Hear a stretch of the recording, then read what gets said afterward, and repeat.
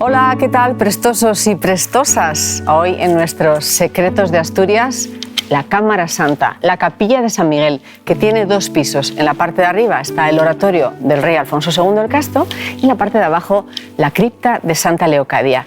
Un lugar esencial para conocer no solo la historia de Asturias y de Oviedo, sino la Catedral del Salvador.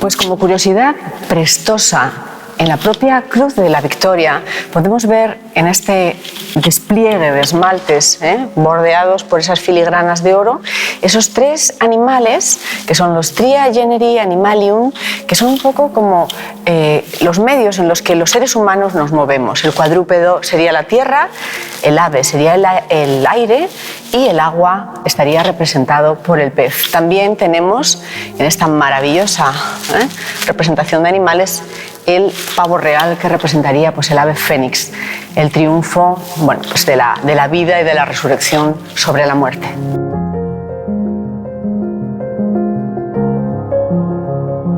En este mágico espacio, Patrimonio de la Humanidad desde 1998, se guardan con celo, aparte de un sinfín de reliquias, las maravillosas cruces prerrománicas, el conjunto de orfebrería carolingia único en el mundo, la Cruz de los Ángeles, regalo en el año 808 del rey Alfonso II el Casto, y la de la Victoria, escudo de Asturias, realizada en el castillo de Gauzón en el año 908, por encargo de Alfonso III el Magno. También podemos admirar, entre otros espectaculares contenedores de reliquias, la bellísima caja de las ágatas.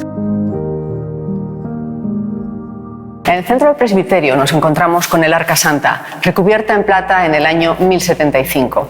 Un arca inicialmente de cedro, posteriormente de roble, que guardó tantas como 82 reliquias de la cristiandad.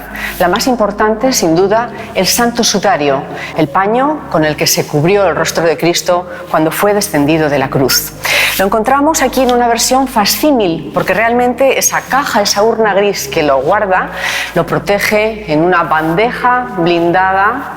Pesa 20 kilos, está el Santo Sudario original en atmósfera inerte, está al vacío, se le ilumina con unos puntos de fibra de vidrio y está a una temperatura constante de 19 grados.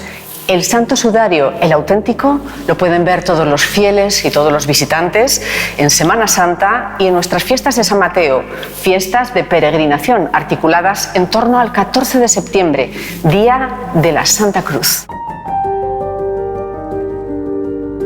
A finales del siglo XII, la Cámara Santa se consideró un tesauro, un tesoro, un contenedor de grandes y maravillosas reliquias de la cristiandad y bellezas artísticas. Por tanto, se consideró la posibilidad de realizar un apostolado que rodeara todo este espacio. Se contrató al mejor maestro escultor de esa época porque nuestro apostolado románico está considerado como uno de las mejores muestras de escultura románica de la España de esa época.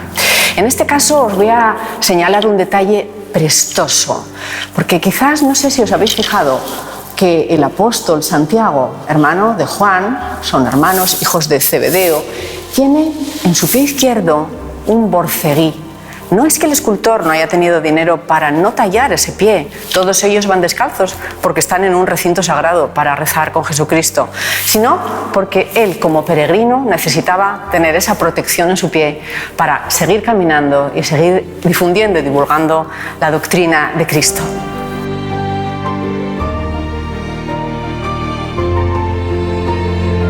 Y otro de los detalles prestosos dentro de este maravilloso apostolado románico son los ojos de Santo Tomás. Él, si no veía, no creía, pues el escultor decidió ponerle 2 preciosos zafiros azules en sus ojos. La Cámara Santa es ese tesauro, ese tesoro, ese contenedor de maravillas artísticas, históricas y sobre todo de maravillas a nivel devocional. Todo visitante de la ciudad de Oviedo, de la Catedral del Salvador, no puede dejar de entrar a conocer la Cámara Santa. Espero que todos estos detalles prestosos que os hemos contado en este nuevo espacio del canal Prestoso de la Fundación de Caja Rural de Asturias os hayan encantado. Y por supuesto, suscribiros al canal, seguirnos y darnos ese like. Os esperamos.